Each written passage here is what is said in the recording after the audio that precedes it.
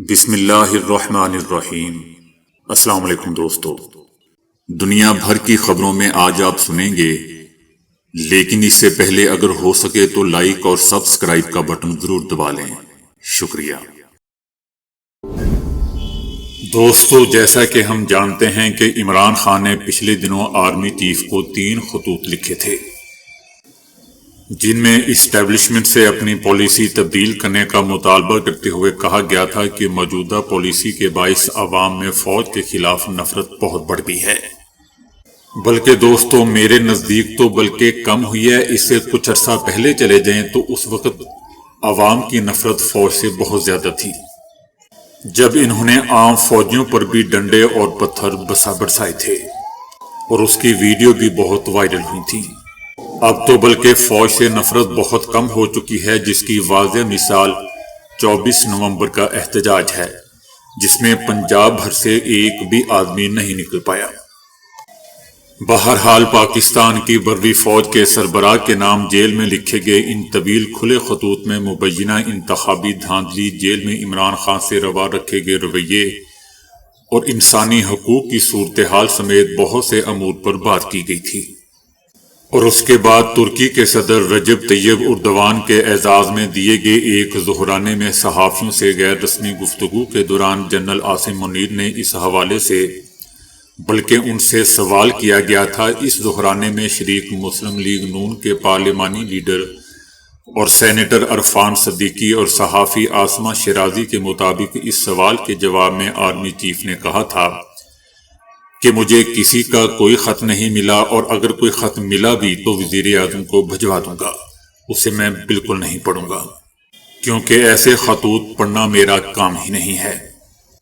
Army chief نے مزید کہا تھا کہ پاکستان آگے بڑھ رہا ہے، پاکستان میں ترقی ہو رہی ہے اور پاکستان کو مزید آگے بڑھنا ہے، لہذا ایسے خطوط کی کوئی وقت اور کوئی اوقات نہیں ہے، یا اس کی کوئی حیثیت نہیں ہے۔ عمران خان نے اس خطوط میں یہ دعویٰ بھی کیا تھا کہ مجھے موت کی چکی میں رکھا گیا ہے، اور یہ کہ میرے سارے کیسز کے فیصلے دباؤ کے ذریعے دلوائے جا رہے ہیں، جبکہ دوسری طرف حکومت پاکستان نے بارہا عمران خان کے ان الزامات کی تردید کی ہے۔ بہرحال اس ظہرانے میں آرمی چیف نے کہا تھا کہ مجھے تو نہیں کوئی خط ملے، وہ خط اگر ملے بھی تو میں ان کو پڑھوں گا نہیں، یہ خط میڈیا آپٹکس ہیں، ان کا کوئی مقصد نہیں ہوتا، یہ صرف توجہ حاصل کرنے کے لیے لکھے جاتے ہیں۔ اگر کوئی خط لکھے گئے ہیں تو میں ان خطوط کو نہیں پڑھتا۔ اوپن لیٹر سے دوستو یہی مراد ہوتی ہے کہ اس سے زیادہ لوگ پڑھیں، نہ صرف وہ شخص جسے مخاطب کیا گیا ہو۔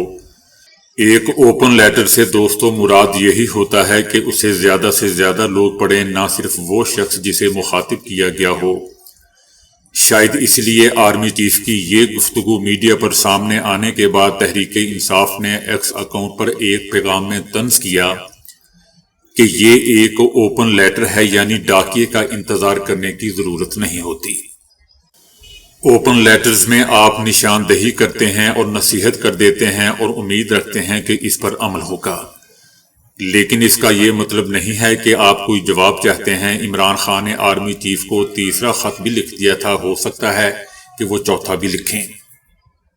عمران خان کے خطوط دوستو، آرمی چیف کا جواب کسی عام پاکستان کے لیے ناقابل یقین ہے۔ عمران خان نے یہ خطوط کس پوسٹ آفس کے ذریعے نہیں بھیجے، بلکہ سوشل میڈیا پر شیئر کیے ہیں، تو جنرل عاصم منیر کی یہ بات مانی جا سکتی ہے کہ انہیں یہ خطوط موصول نہیں ہوئے۔ لیکن آرمی چیف کا یہ کہنا کہ انہوں نے خط نہیں پڑھے، یہ ماننا مشکل ہے۔ لیکن دوسری طرف آرمی چیف نے اپنے بیان کے ذریعے یہ پیغام دیا ہے کہ وہ کسی سیاسی رہنما کے ساتھ ایسی بات چیت نہیں کریں گے جو ان کے دائرہ اختیار سے باہر ہو۔ عمران خان جو بات چیت کر رہے ہیں وہ کس بنیاد پر ہیں اور اس کے پیچھے کیا معاملات ہیں، وہ یہی سمجھتے ہیں۔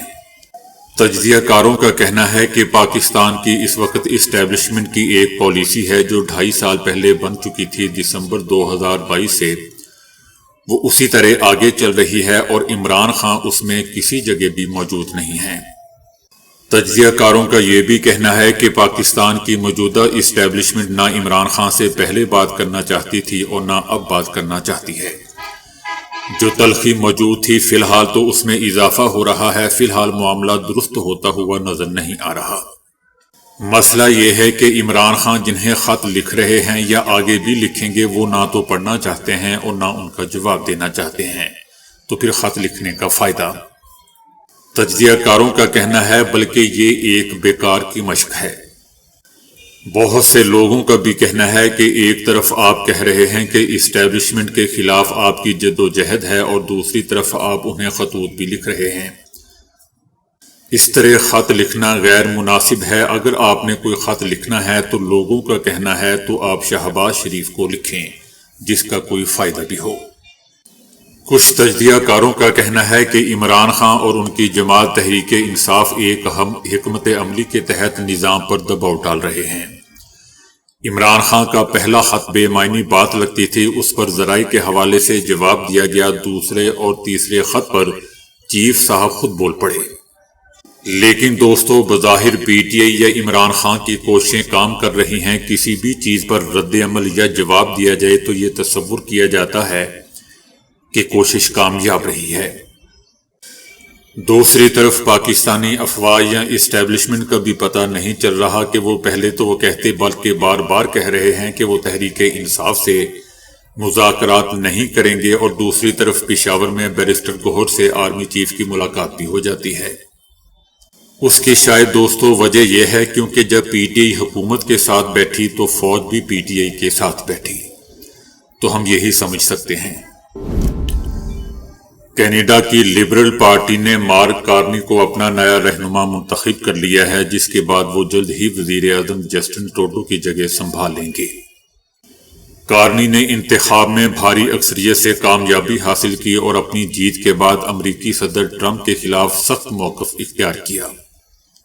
سابق بینک آف کینیڈا اور بینک آف انگلینڈ کے گورنر مارک کارنی نے 85.9% ووٹ حاصل کر کے اپنے حریف کو شکست دی، جو کہ صرف 8% ووٹ حاصل کر سکی۔ اپنی جیت کے بعد مارک کارنی کا کہنا تھا کہ صدر ٹرمپ کینیڈا کے مزدوروں، خاندانوں اور کاروبار کو نقصان پہنچا رہے ہیں، اور مزید کہا کہ ہمیں امریکہ پر اب بھروسہ نہیں رہا۔ ان کا کہنا تھا کہ امریکہ کینیڈا کی زمین، پانی اور وسائل پر قبضہ کرنا چاہتا ہے اور کینیڈا کو اپنی خود مختاری کے لیے کھڑا ہونا ہوگا۔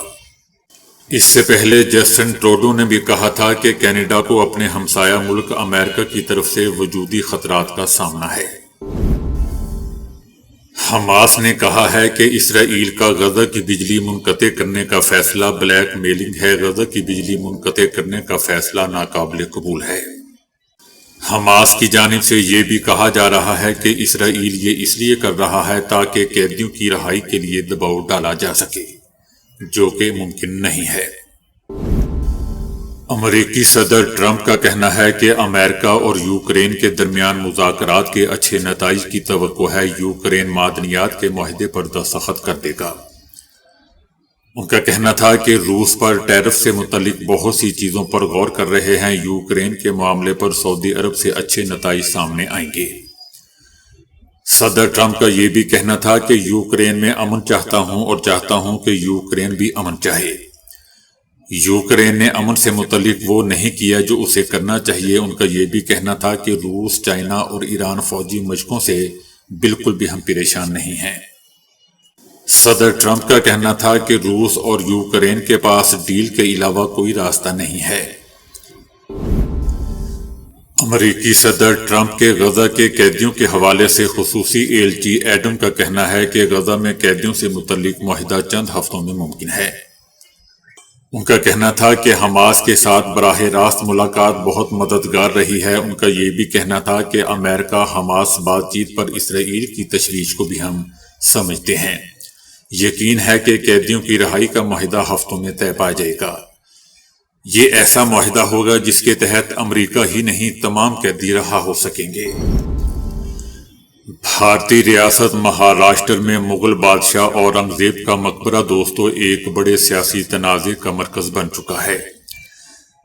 دائیں بازو کی تنظیموں یعنی بی جے پی لیڈروں چھترپتی شیوا جی مہاراج اور ان کے بیٹے چھترپتی سماجی مہاراج کی اولاد نے مقبرے کو مسمار کرنے کا مطالبہ کر دیا ہے، اورنگزیب کی قبر خالدہ آباد میں حضرت زین الدین چشتی کے مزار کے احاطے میں واقع ہے اور یہ محکمہ آثار قدیمہ کے کنٹرول میں آتی ہے۔ دائیں بازو کی تنظیموں نے مطالبہ کیا ہے حکومت سے کہ وہ اورنگزیب کے مقبرے کی دیکھ بھال کے لیے مالی امداد بند کرے۔ ASI ہر سال اورنگزیب کے مقبرے کی دیکھ بھال پر لاکھوں روپے خرچ کرتا ہے۔ تنظیموں کا یہ بھی کہنا ہے کہ جبکہ سندھو درگ قلعہ میں واقع چھترپتی شیواجی مہاراج کے مندر کو حکومتی امداد کے طور پر صرف 250 روپے ماہانہ ملتے ہیں، جبکہ دوسری طرف دوستو ریاست اتراکھنڈ کے دہرادون میں انتظامیہ نے 11 مدارس کو سیل کر دیا ہے، جبکہ مسلمانوں نے اس کارروائی کو غیر قانونی قرار دیا ہے اور احتجاج کرنے کا بھی اعلان کیا ہے۔ جمعیت علماء ہند نے وقف ترمیمی بل کے خلاف 13 مارچ کو دوستو جنتر منتر نئی دہلی میں آل انڈیا مسلم پرسنل لا بورڈ اور دیگر مذہبی ملی تنظیموں کے ذریعے منعقد کیے جانے والے احتجاج کی حمایت کرتی ہے۔ جمعیت علماء ہند کے صدر مولانا ارشد مدنی نے کہا ہے کہ مسلمانوں کو اپنے حقوق کی بحالی کے لیے سڑکوں پر آنے پر مجبور کیا جا رہا ہے۔ مولانا ارشد مدنی کا کہنا تھا کہ گزشتہ 12 سالوں میں مسلمان صبر اور تحمل کا مظاہرہ کر رہے ہیں، لیکن اب جب وقف املاک کے بارے میں مسلمانوں کے تحفظات اور اعتراضات کو نظر انداز کر دیا جا رہا ہے تو زبردستی غیر آئینی قانون نافذ نہیں کرنے دیں گے۔ مولانا ارشد مدنی کا کہنا تھا کہ جب سے یہ وقف ترمیمی بل لایا گیا ہے، ہم نے حکومت کو جمہوری طریقے سے یہ سمجھانے کی پوری کوشش کی کہ وقف مکمل طور پر ایک مذہبی معاملہ ہے۔ وقف املاک وہ عطیات ہیں جو ہمارے بزرگوں نے کمیونٹی کی بھلائی اور فلاح و بہبود کے لیے دیے ہیں، اس لیے ہم اس میں کسی قسم کی حکومتی مداخلت برداشت نہیں کریں گے۔ یہاں تک کہ جو 14 ترامیم کی گئی ہیں ان میں بھی چالاکی سے ایسی شقیں شامل کی گئی ہیں جن سے حکومت کو وقف املاک پر قبضہ کرنے میں آسانی ہو جائے۔ مولانا ارشد مدنی کا کہنا تھا کہ ہم کسی ایسے قانون کو قبول نہیں کریں گے جو شریعت کے خلاف ہو۔ ان کا کہنا تھا کہ ایک مسلمان ہر چیز سے سمجھوتا کر سکتا ہے لیکن اپنی شریعت سے نہیں۔ یہ مسلمانوں کے وجود کا نہیں بلکہ ان کے حقوق کا سوال ہے۔ ان کا کہنا تھا کہ نئے وقف ترمیمی ایکٹ کے ذریعے موجودہ حکومت مسلمانوں سے وہ حقوق چھیننا چاہتی ہے جو انہیں ملک کے آئین نے دیے ہیں۔ مولانا ارشد مدنی کا مزید کہنا تھا کہ بلا شبہ فرقہ پرستی اور مذہب کے نام پر نفرت پھیلانے کی وجہ سے ملک کے حالات انتہائی تشویشناک ہیں، لیکن ہمیں مایوس ہونے کی ضرورت نہیں ہے۔ مثبت بات یہ ہے کہ تمام تر سازشوں کے باوجود ملک کی اکثریتی آبادی فرقہ واریت کے خلاف ہے۔ ان کا کہنا تھا کہ یہ وقت ہمارے صبر، ایمان اور جد و جہد کو آزمانے کا ہے۔ مسلمان دنیا سے مٹنے کے لیے نہیں آیا ہے، وہ 1400 سال سے انہی حالات میں زندہ ہے اور قیامت تک زندہ رہے گا۔ ایران، روس اور چائنا کی مشترکہ فوجی مشقیں دوستو ایرانی ساحلی علاقے میں اس ہفتے ہوں گی۔ ایران، روس اور چائنا کی مشترکہ فوجی مشقیں منگل سے چابہار بندرگاہ کے علاقے میں ہوں گی۔ مشقوں میں روسی، چینی اور ایرانی بحریہ کے جنگی جہاز اور معاون بحری جہاز حصہ لیں گے۔ ایرانی میڈیا کا کہنا ہے کہ فوجی مشقوں کا مقصد ایران، روس اور چائنا کے درمیان کثیر الجہتی تعاون وسیع کرنا ہے۔ کابل ایئرپورٹ حملے کے ماسٹر مائنڈ کمانڈر شریف اللہ کو دوستو 70 ممالک کی پولیس اور فوج اور انٹیلیجنس ڈھونڈ رہی تھی، لیکن پاکستان نے اسے ڈھونڈ نکالا۔ اسامہ کے بعد یہ سب سے بڑا مشن تھا کہ جس میں کسی خطرناک مفرور کی بڑے پیمانے پر تلاش کی جا رہی ہو، جس میں عوام کی مدد، پولیس، فوج، انٹیلیجنس اور جدید ٹیکنالوجی سمیت ہر قسم کے ذرائع استعمال ہو رہے ہوں۔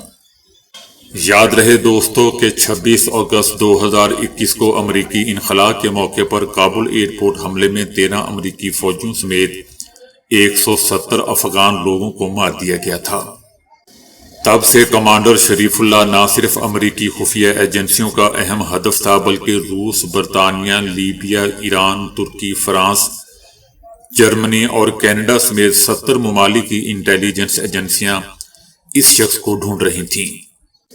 شریف اللہ جس نیٹ ورک سے منسلک تھا اس کی شاخیں درجنوں ممالک میں پھیلی ہوئی تھی۔ تمام تر کوششوں کے باوجود یہ 70 ممالک شریف اللہ کو پکڑنے سے قاصر رہے اور آخرکار یہ کارنامہ پاکستان نے انجام دیا اور تخریب کاری کے خلاف عالمی جنگ میں اپنا لوہا منوا لیا، جس سے دنیا بھر میں پاکستان کی اہمیت بڑھ گئی ہے۔ مستقبل میں اس جنگ میں پاکستان ایک اہم سٹیک ہولڈر ہوگا، ایسا دوستو کہنا ہے تجزیہ نگار بریگیڈیئر آصف ہارون کا۔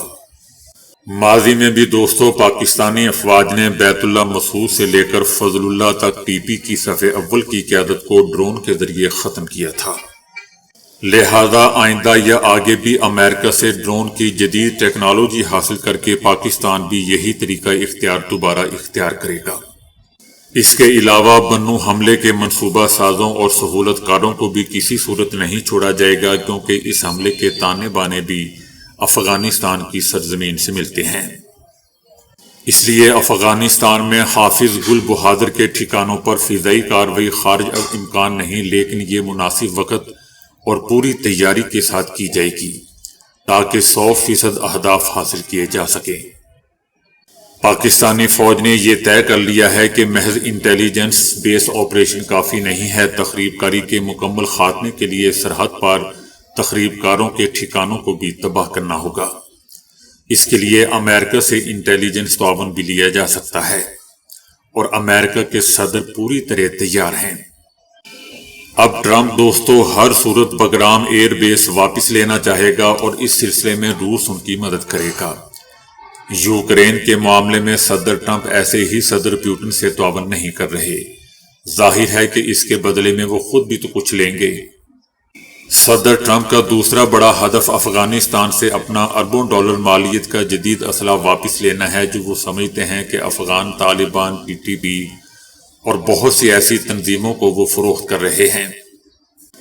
اس فوجی ساز و سامان کے بارے میں افغان آرمی چیف طالبان کے آرمی چیف نے کہا ہے کہ لے کر دکھا سکتے ہو تو لے لو۔